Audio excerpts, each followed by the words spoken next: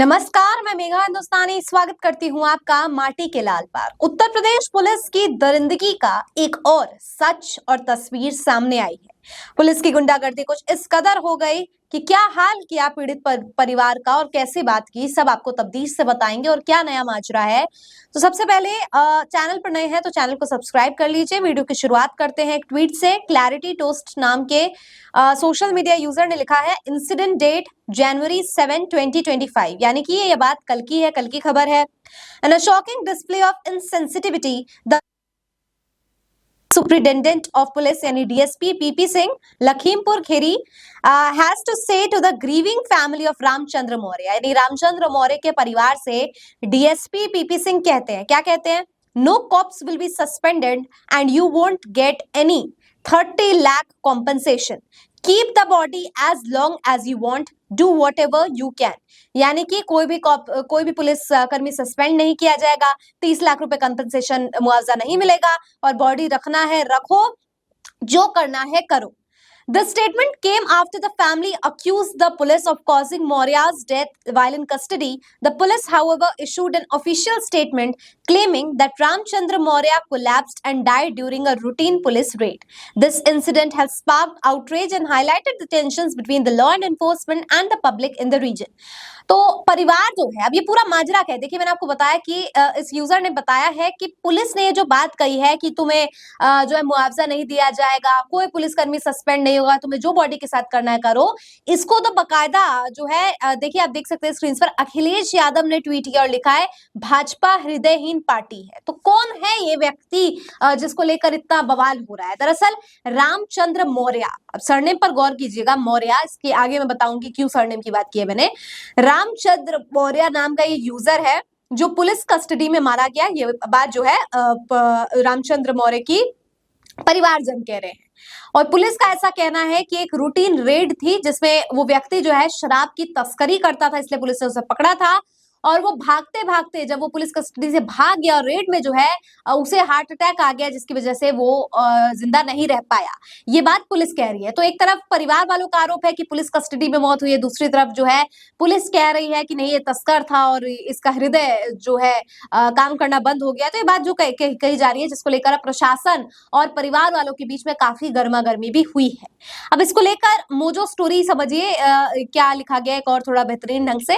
A new controversy has emerged in Lakhimpur Kheri. Uttar Pradesh के लखीमपुर खीरी की ये मामला है जहां पे 36 year old Ramchandra Maurya police custody में मर जाते हैं। While the police are calling it as an heart attack, the family alleges negligence on the part of the police. Police प्रशासन को नजरअंदाज करने का आरोप यहाँ पर परिवारजन लगा रहे हैं कि पुलिस नजरअंदाज कर रही है। और ये देखिए यहाँ पे फिर से इस कंट्रोवर्सी में यहाँ पे बताया गया है कि जो पीपी सिंह है उन्होंने कैसे कहा है और लिखा है, देखिए, amid this a statement by CO PP Singh has sparked outrage due to this controversy. The body has not been cremated and investigations are going on. तो यहाँ पर कहा जा रहा है कि दफनाया नहीं गया है, जलाया नहीं गया है बॉडी को और अभी तक जो है इन्वेस्टिगेशंस जो है चल रही हैं और मतलब परिवार वाले जो है वो बॉडी को एक्सेप्ट करने के लिए स्वीकार नहीं, वो कह रहे हैं कि नहीं, हम तब तक जो है आगे की वो नहीं करेंगे जब तक कि जस्टिस ना मिले उनके बेटे को। अब इसको लेकर क्रांति कुमार नाम के यूजर ने काफी दिलचस्प लिखा है, वो आपको बताते हैं, फिर इस पर आगे चर्चा भी करेंगे। क्रांति कुमार लिखते हैं, पहली तस्वीर रामचंद्र मौर्य की है और दूसरी तस्वीर उत्तर प्रदेश के उप मुख्यमंत्री केशव प्रसाद मौर्य की। मैंने आपको पहले ही बताया था, मौर्य सरनेम याद रख लीजिए।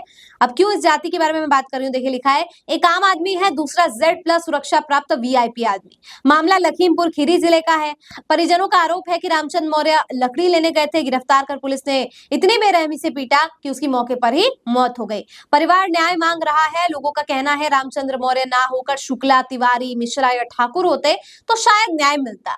बात तो सही है, अगर वीआईपी आदमी केशव प्रसाद मौर्य जी भी ठाकुर या ब्राह्मण होते तो आज उत्तर प्रदेश के मुख्यमंत्री होते। तो अब ये तरह तरह की बातें लोग कह रहे हैं कि केशव प्रसाद मौर्य हैं, शायद इसलिए उनको उप मुख्यमंत्री बना दिया, ठाकुरों के नेता है योगी आदित्यनाथ, इसलिए वो मुख्यमंत्री है। तो यहाँ पे जाति का इसलिए महत्व है दोस्तों कि कैसे पीडीए, पिछड़े, दलित, अल्पसंख्यकों की का हाल हो रखा है उत्तर प्रदेश में। उत्तर प्रदेश में मुख्यमंत्री योगी आदित्यनाथ भाषणों में, रैलियों में तो बड़ी बड़ी बात कह के चले जाते हैं कि व्यापारी और महिला के साथ अगर कोई कुछ करेगा तो उसका राम नाम सत्य करवा देंगे।